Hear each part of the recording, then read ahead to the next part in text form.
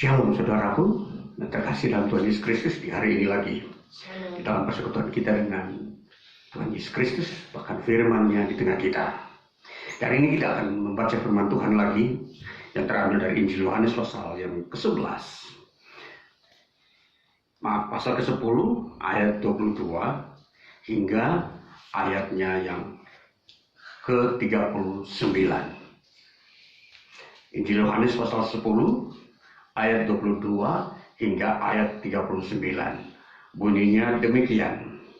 Yesus ditolak oleh orang Yahudi. Tidak lama kemudian tibalah hari raya pentahbisan Bait Allah di Yerusalem.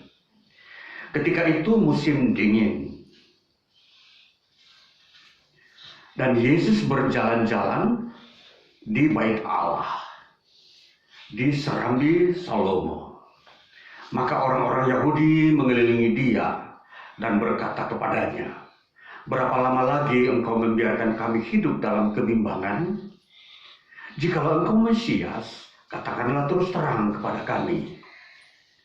Yesus menjawab mereka, "Aku telah mengatakannya kepada kamu, tetapi kamu tidak percaya. Pekerjaan-pekerjaan yang kulakukan dalam nama Bapa-Ku, itulah yang memberi kesaksian tentang Aku. Tetapi kamu tidak percaya, karena kamu tidak termasuk domba-dombaku. Domba-dombaku mendengarkan suaraku, dan aku mengenal mereka, dan mereka mengikut aku. Dan aku memberikan hidup yang kekal kepada mereka, dan mereka pasti tidak akan binasa sampai selama-lamanya. Dan seorang pun tidak akan merebut mereka dari tanganku. Bapa-Ku yang memberikan mereka kepadaku lebih besar daripada siapapun, dan seorang pun tidak dapat merebut mereka dari tangan Bapa. Aku dan Bapa adalah satu." Sekali lagi orang-orang Yahudi mengambil batu untuk melempari Yesus. Kata Yesus kepada mereka, "Banyak pekerjaan baik yang berasal dari Bapa-Ku yang kuperlihatkan kepadamu. Pekerjaan manakah di antaranya yang menyebabkan kamu mau melempari aku?" Jawab orang-orang Yahudi itu, "Bukan karena suatu pekerjaan baik maka kami mau melempari engkau, melainkan karena engkau menghujat Allah, dan karena engkau, sekalipun hanya seorang manusia saja, menyamakan dirimu dengan Allah." Kata Yesus kepada mereka, "Tidakkah ada tertulis dalam kitab Taurat kamu, Aku telah berfirman, kamu adalah Allah," huruf kecil ya, atau ilah. Jikalau mereka kepada siapa firman itu disampaikan disebut Allah, sedangkan kitab suci tidak dapat dibatalkan, masihkah kamu berkata kepada dia yang dikuduskan oleh Bapa dan yang telah diutusnya ke dalam dunia, engkau menghujat Allah? Karena aku telah berkata, aku anak Allah. Jikalau aku tidak melakukan pekerjaan-pekerjaan Bapa-Ku, janganlah percaya kepadaku. Tetapi jikalau aku melakukannya, dan kamu tidak mau percaya kepadaku, percayalah akan pekerjaan-pekerjaan itu, supaya kamu boleh mengetahui dan mengerti bahwa Bapa di dalam aku dan aku di dalam Bapa. Sekali lagi mereka mencobai menangkap dia, tetapi ia luput dari tangan mereka. Ya, sampai demikian jauh bagian firman Tuhan yang kita baca ini. Saudaraku yang terkasih dalam Tuhan Yesus Kristus, hari ini kita mau mengerti firman Tuhan ini di bawah sebuah sorotan tema pekerjaan-pekerjaan Allah di dalam iman Kristen. Ya, sebelum kita mau melihat tema ini, apa yang kita mau mengerti, berita apa di dalam iman Kristen yang kita mau dengar soal pekerjaan Allah, maka baiklah lebih awal kita mengerti bahkan bacaan yang kita telah baca ini. Bagian ini dikatakan, ayat 22 bunyinya berdemikian, "Tidak lama kemudian tibalah hari raya pentahbisan Bait Allah di Yerusalem." Ketika itu musim dingin. Ya, kita mau lihat satu bagian ini dulu, bahwa hari raya pentahbisan bait Allah ini adalah salah satu bagian daripada tradisi orang Yahudi di dalam mensakralkan, ya, mengkuduskan, mengkultuskan bait Allah. Nah, hari raya pentahbisan bait Allah ini memang mempunyai latar belakang ketika Raja Salomo memulai mendirikan bait Allah pada era di mana Salomo menjadi raja. Dan di sini dijadikan sebuah tradisi oleh orang-orang Yahudi bahwa ada hari raya yang harus ditampilkan di dalam tradisi Yahudi, ialah hari raya yang disebut pentahbisan bait Allah. Nah, kalau kita melihat ini di dalam pengertian atau bahasa Yunani, hari raya ini disebut Engkainia. Ya, kalau di dalam bahasa Ibrani disebut hari raya Hanukkah. Ya, jadi tentunya kalau orang Ibrani menyebut hari raya ini, tentunya memakai kata Hanukkah. Tetapi karena sudah ada di dalam sebuah kebudayaan Yunani, maka hari raya ini disebutkan lagi sebagai hari raya Engkainia. Nah, saudara, kalau kita mau melihat hari raya ini, itu jatuh pada bulan ke-8 atau bulan Q dalam bahasa Ibrani, hari raya orang Ibrani, bulan ini. Dan kalau kita memperhatikan lagi bahwa maksud saya tadi bulan Siu, bukan Q, ya, Siu. Jadi ini adalah bulan ke-8 di dalam bulan penanggalan orang Ibrani. Namun ketika Israel pulang dari pembuangan atau dari Babel pada tahun 444 sebelum Masehi, bulan Siu ini kemudian dirubah namanya menjadi bulan Markeswan. Ya, jadi penanggalan ini tetap sama, bulan ke-8, tapi namanya dirubah menjadi Markeswan. Jadi kalau kita mau memperhatikan bulan ini, itu kalau tampilkan ke dalam bulan yang kita pakai sekarang ini, maka itu terjadi pada pertengahan Oktober sampai pertengahan November. Jadi katakanlah mulai dari 15 Oktober sampai 15 November itu adalah hari raya Siu atau bulan ke-8 ini. Maksudnya jatuhnya pada bulan ini. Jadi kalau kita memperhatikan tepatnya bahwa ini sekarang kita ada di bulan November, itu merupakan bulan yang sedang terjadi pada orang Ibrani disebut Markeswan. Ya. Bulan ini bulan Markeswan. Namun kalau kita memperhatikan musimnya tetap sama. Musim dingin, kalau di dalam bulan ini bulan yang kalau disebut dalam istilah Yunani bulan Keimon. Bulan Keimon di situ itu memang musim dingin dan penuh dengan badai angin. Ya, jadi karena ada badai angin dan hujan, maka terjadilah dingin.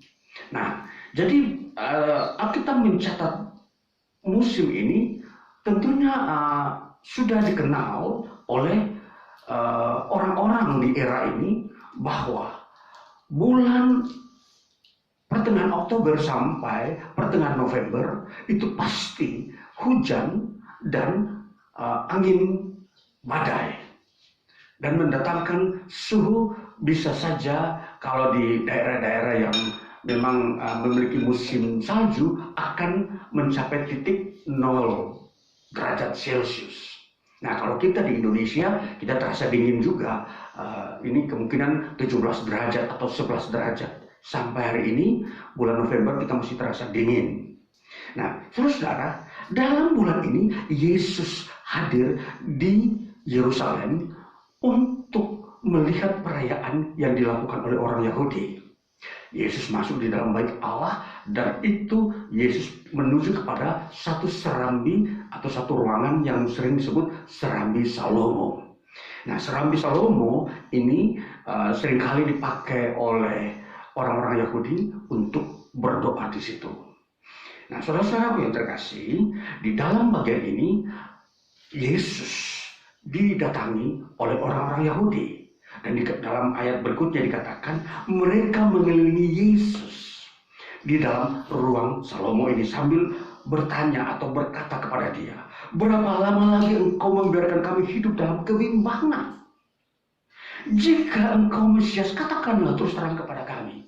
Nah, ini sebuah desaan dari orang Yahudi kepada Yesus. Cobalah katakan secara terang-terangan saja. Tidak perlu lewat perumpamaan misalkan. Tidak perlu lewat pengajaran-pengajaran yang terlalu berhubungan dengan kerajaan Allah. Itulah yang seringkali Yesus lakukan. Namun kali ini mereka ingin mendesak Yesus, coba terang-terangan di depan kami. Katakanlah kalau engkau Mesias, katakanlah saja bahwa akulah Mesias. Nah, saudara-saudara, ini desakan dan keinginan orang-orang Yahudi ingin betul-betul mau mengetahui bahwa apakah memang Yesus ini Mesias. Karena Mesias adalah sebuah nubuatan yang dinubuatkan oleh para nabi, baik itu Yesaya, baik itu Mika, baik itu nabi-nabi yang lain. Ya, di situ telah menyebutkan bahwa Mesias akan datang untuk menjadikan bangsa Israel adalah bangsa yang merdeka, bangsa yang mandiri, bangsa yang diberkati oleh Tuhan dan dikuatkan dan diselamatkan. Nah, inilah penyebab mereka menghubungkannya kepada Yesus. Karena Yesus sendiri di dalam pekerjaannya dia memperlihatkan mujizat-mujizat, sehingga inilah yang menjadi sebuah pertanyaan kepada orang Yahudi, apakah benar-benar ini Yesus Mesias? Sehingga mereka perlu mencocokkan dengan nubuat. Kalau memang dia Mesias, dia mengaku dirinya Mesias, maka patutlah kami menerima dia sebagai Mesias. Nah, inilah makna daripada pertanyaan yang dilakukan oleh orang-orang Yahudi kepada Yesus di serambi Salomo ini. Kemudian saudara-saudara, apa yang dijawab oleh Yesus pada saat pertanyaan ini dilakukan oleh orang Yahudi? Yesus menjawab begini, "Aku telah mengatakannya kepada kamu, tetapi kamu tidak percaya." Lalu dilanjutkan, "Pekerjaan-pekerjaan yang kulakukan dalam nama Bapakku itulah yang memberikan kesaksian tentang aku." Jadi Yesus kembali menegaskan bahwa dia telah berkata bahwa dia adalah Mesias, cuma mereka tidak percaya. Bahkan pekerjaan-pekerjaan yang Yesus lakukan atas nama Bapaknya atau Allah itu telah mereka lihat. Orang sakit sembuh, orang lumpuh berjalan, orang buta melihat, dan itu telah Yesus lakukan. Dan Yesus mengajarkan pengertian-pengertian kerajaan Allah bagi mereka, sehingga mereka tidak perlu lagi mencari pengetahuan tentang kerajaan Allah di tempat lain. Nah, jadi kita melihat bahwa Yesus telah menjawab itu kepada mereka, sehingga mereka tinggal meyakinkan itu di dalam diri mereka.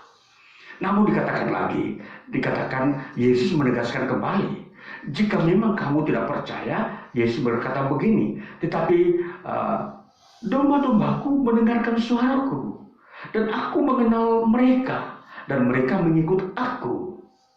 Ini domba-domba inilah yang menjadi orang-orang yang percaya akan apa yang Yesus telah katakan kepada mereka.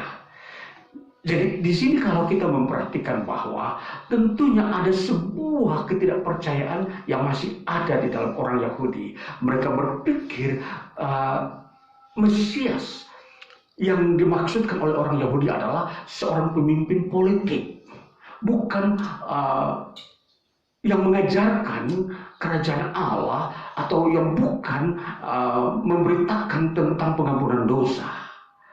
Karena menurut penafsir-penafsir orang-orang Yahudi bahwa Mesias itu dia akan menjadi tokoh yang memerdekakan Israel dari penjajahan oleh kekaisaran Romawi.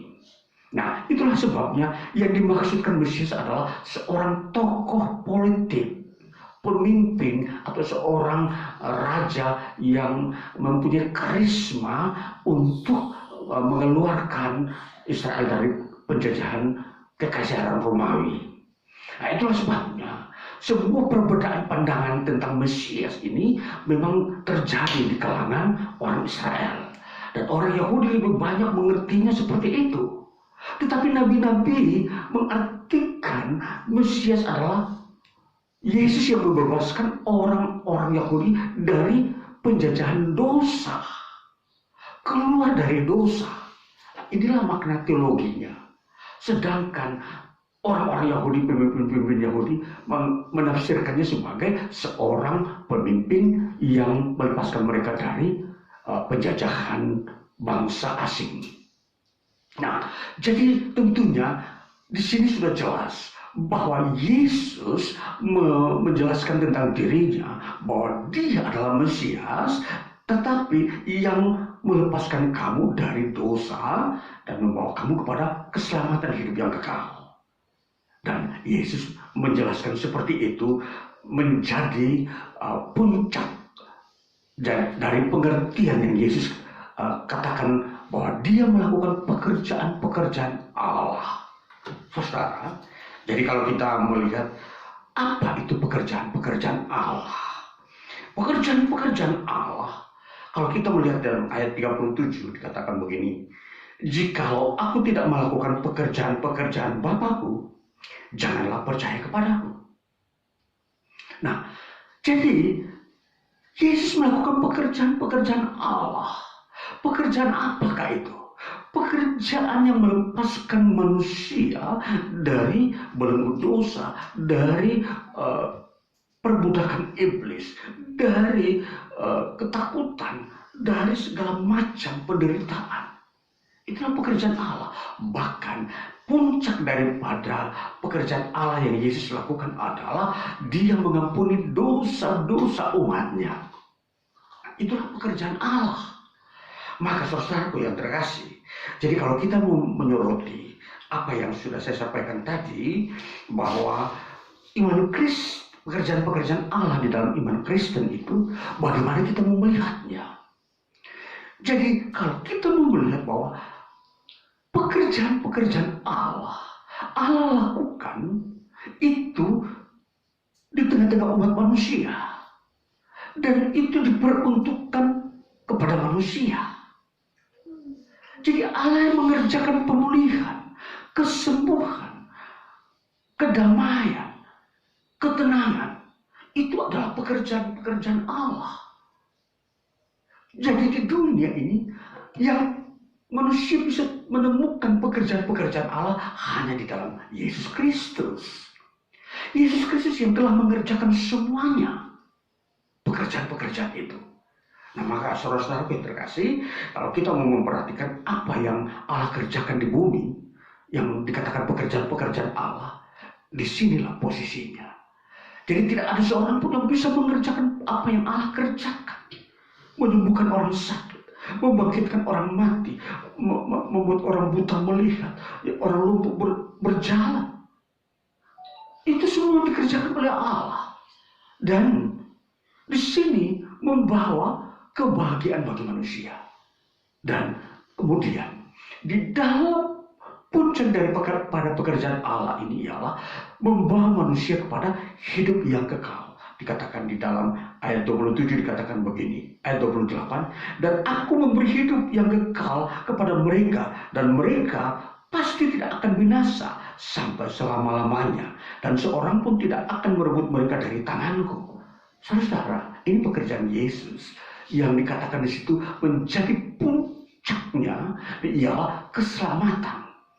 Tidak seorang pun bisa mengambil daripada tangan Yesus menyangkut hidup yang kekal.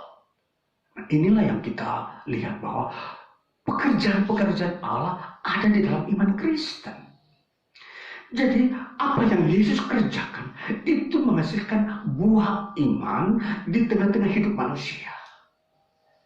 Sampai detik ini, bahkan sampai kesudahan alam nanti, pekerjaan-pekerjaan Allah ini akan terus terjadi. Ialah pekerjaan-pekerjaan yang membuat manusia bertobat dan kembali percaya kepada Yesus Kristus. Meninggalkan kepercayaan-kepercayaan yang tidak memberikan jaminan hidup kekal. Manusia akan dibukakan bagaimana mengerti tentang hidup yang kekal, bagaimana melihat lagi janji-janji Tuhan, pekerjaan-pekerjaan Tuhan yang Tuhan kerjakan itu. Dan semua orang akan bisa hanya menemukannya itu di dalam pribadi Tuhan Yesus Kristus. Nah, saudaraku, jadi yang kita lihat hari ini bahwa pekerjaan Allah inilah yang kita mau soroti. Pekerjaan Allah di dunia ini, di dalam pengajaran iman Kristen, di mana Kristus Yesus menyatakan dirinya bahwa dia bekerja terus-menerus melepaskan manusia dari belenggu dosa, terus melakukan pemulihan-pemulihan hidup manusia sampai kepada manusia kembali menemukan jati dirinya bahwa mereka telah diperkenankan Allah untuk hidup. Inilah yang kita mau memperhatikan, bahwa pekerjaan-pekerjaan Allah dalam iman Kristen adalah pekerjaan pemulihan, kesembuhan, pengampunan dosa. Untuk mendapatkan semua ini, tidak bisa manusia mendapatkan di tempat lain. Terus ini sebuah tempat dan wadah yang Tuhan sediakan bagi umat manusia, agar manusia mendapatkan apa yang dia butuhkan sebagai manusia. Ingin hidup dalam damai sejahtera, ingin hidup dalam kasih, ingin hidup dalam berkat Tuhan. Datanglah kepada Yesus Kristus, terimalah dia. Di situ engkau akan mengalami pekerjaan-pekerjaan Allah dalam diri saudara. Saudara yang terkasih, lalu kita mau melihat bahwa di dalam Efesus pasal 2 ayat 8 dikatakan begini. Efesus pasal 2 ayat yang ke-8 bunyinya demikian. Efesus 2 ayat 8. Sebab karena kasih karunia kamu diselamatkan oleh iman, itu bukan hasil usahamu, tetapi pemberian Allah. Ayat 9. Itu bukan hasil pekerjaanmu. Jangan ada orang yang membanggakan diri. Ya. Keselamatan pengampunan dosa adalah pekerjaan Allah, bukan pekerjaan manusia. Jadi kalau kita melihat di sini bahwa manusia tidak mampu melakukan sebuah pekerjaan yang berhubungan dengan pengampunan dosa. Kalau kita memperhatikan, banyak orang mau berupaya menemukan jalan mendapatkan pengampunan dosa di luar Kristus. Mereka berpikir mereka telah mendapatkan pengampunan dosa dengan cara mereka melakukan askese. Contoh, mereka menyiksa diri mereka, mereka melakukan sebuah kegiatan-kegiatan atau kegiatan ritual yang menurut tradisi-tradisi mereka, bahwa disitulah tempat mereka mendapatkan pengampunan dosa. Padahal sesungguhnya membuat atau menyiksa tubuh ini untuk mendapatkan pengampunan dosa adalah sesuatu yang tahayul, sesuatu yang tidak terjadi.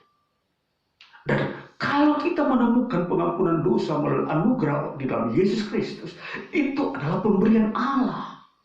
Itulah sebabnya di dalam Yesus Kristus, dengan kita menerima Yesus, di situ kita tidak mengeluarkan sesuatu upaya kita untuk mendapatkan pengampunan dosa. Karena di situ pekerjaan Allah yang mendominasi semua itu. Allah yang berinisiatif, Allah juga yang memeliharanya. Jadi pengampunan dosa itu semua ada dalam programnya Allah. Kesembuhan, berkat, kesuksesan menjalani kehidupan di dunia ini, di dalam rumah tangga, di dalam pergaulan di tengah-tengah antara seseorang dengan orang yang lain. Ini semua bagian-bagian dari pekerjaan Allah. Jadi hidup kita di dunia ini tidak bisa kita katakan terlepas dari pekerjaan Allah. Semua yang kita upayakan, kita bekerja untuk mendapatkan kehidupan, baik makanan, minuman, itu ada dalam sebuah jangkauan pekerjaan Allah. Karena pekerjaan Allah memang itu menyangkut kehidupan manusia, termasuk pemulihan-pemulihan yang rusak diperbaiki, yang sakit disembuhkan, yang berduka dihiburkan. Ini pekerjaan-pekerjaan Allah. Yesus telah mengerjakan semuanya itu. Ya saudaraku yang terkasih, kita memperhatikan semua ini, bahwa untuk menemukan kebaikan-kebaikan bagi manusia hanya di dalam Tuhan Yesus Kristus. Firman-Nya telah diucapkan, disampaikan agar manusia setiap generasi menerima itu. Sehingga kalau kita mau memperhatikan kehidupan manusia di muka bumi, hanya bisa kita mendapatkannya itu ketika kita datang kepada Yesus Kristus. Saudara, ini sebuah kesempatan yang memang Tuhan selalu sediakan dan bukakan bagi kita. Selanjutnya ayat 10 dari Efesus pasal 2 dikatakan, karena kita ini buatan Allah, diciptakan dalam Kristus Yesus untuk melakukan pekerjaan baik. Kembali saudara-saudara. Selanjutnya, setelah pekerjaan-pekerjaan Allah yang Yesus kerjakan untuk membuat kita lebih baik, lebih mendapatkan nilai-nilai kehidupan ini, maka hasilnya itu kita menjadi orang-orang yang melakukan pekerjaan yang baik. Apa itu pekerjaan yang baik? Pekerjaan yang baik adalah pekerjaan-pekerjaan yang Allah telah sediakan. Yaitu apa? Ya, kita terus memelihara iman. Kita terus beribadah kepada Dia. Kita terus melakukan pekerjaan-pekerjaan benar di dalam pekerjaan di dunia ini. Nah, inilah golongan-golongan pekerjaan yang baik. Ya, kalau kita melihat sungguh ini, kalau kita memperhatikan apa yang diungkapkan di bagian ini mengenai pekerjaan yang baik adalah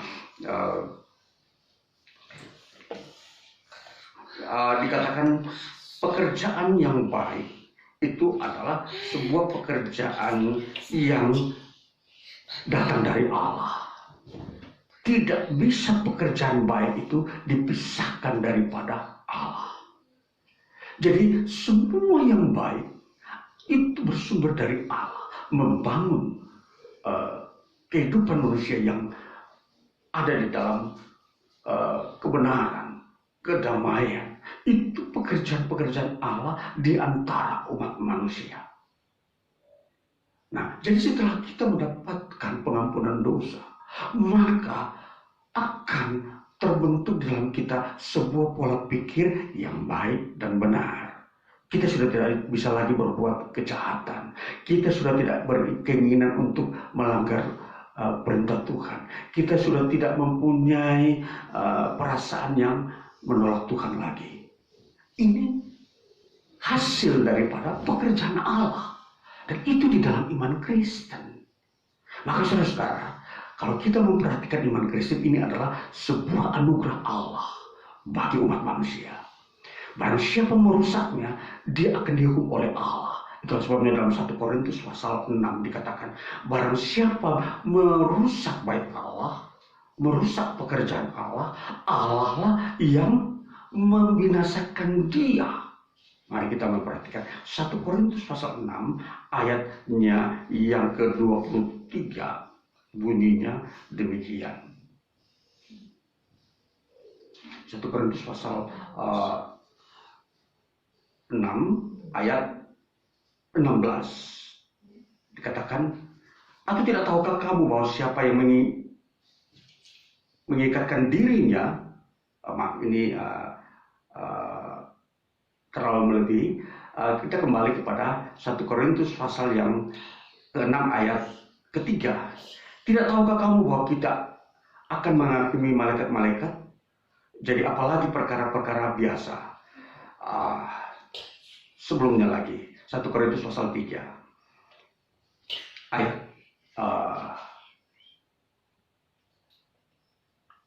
Ya, tidak tahukah ayat 16? Tidak tahukah kamu bahwa kamu adalah bait Allah dan bahwa Roh Allah diam di dalam kamu? Ayat 17. Jika ada orang yang membinasakan bait Allah, maka Allah akan membinasakan dia. Sebab bait Allah adalah kudus dan bait Allah itu ialah kamu. Jadi di sini kita memperhatikan bahwa pekerjaan-pekerjaan Allah itu ialah membangun umatnya yang kudus, yang dalam bagian ini disebut bait Allah. Barang siapa membinasakan atau merusakkan bait Allah, Allah lah yang membinasakan dia. Iman Kristen itu adalah bait Allah yang Allah bangun di tengah-tengah umat manusia. Jadi perhatikan baik-baik saudara, ini sebuah anugerah penghargaan yang Tuhan berikan kepada kita manusia. Maka kalau ini tidak dihargai atau tidak dipelihara, maka kehancuran-kehancuran yang datang dari Allah akan menghukum manusia bila mereka merusaknya. Nah, saudara perhatikan, maka ini adalah pekerjaan Allah. Allah membangun kehidupan moral yang baik di tengah umat manusia melalui iman Kristen. Itu akan Allah memeliharanya sampai pada kesudahan alam. Sekali lagi, jika ada orang, ya ini dikatakan lagi, jika ada orang yang mau menghancurkan pekerjaan Allah ini, Allah akan menghancurkan dia. Nah, itulah sebabnya kita memahami bahwa di dalam iman Kristen terdapat pekerjaan-pekerjaan Allah. Jadi, jelas kita mengerti bahwa pekerjaan Allah ini itu kudus dan mulia. Dan kita mendapatkannya itu ada di dalam diri kita, ada dalam hidup kita. Dan Allah menjadikan kita miliknya, umatnya, sampai kita memperoleh hidup yang kekal. Saudara yang terkasih, inilah bagian yang kita harus mengerti tentang pekerjaan-pekerjaan Allah. Pekerjaan-pekerjaan yang ada di dalam iman Kristen ini adalah pekerjaan Allah. Di situ kita akan bertemu dengan pengajaran-pengajaran Kristus. Bagaimana Yesus memberikan peneguhan hidup, memberikan pemeliharaan, memberikan berkatnya, memberikan kasihnya. Semua itu kita umat manusia mendapatkannya di dalam iman Kristen. Dan tentunya ini bersifat abadi.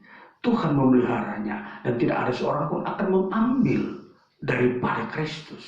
Nah, inilah saudara, ini bagian Injil yang kita terima hari ini untuk kita melihat hidup kita bahwa kita adalah milik Kristus, sudah tidak bisa lagi diganggu gugat, sudah tidak bisa lagi dihancurkan atau diambil oleh orang lain untuk dilepaskan dari tangan Kristus.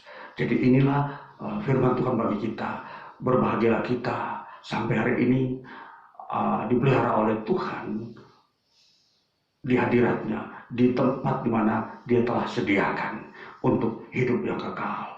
Tuhan Yesus memberkati kita sekalian. Haleluya. Amin.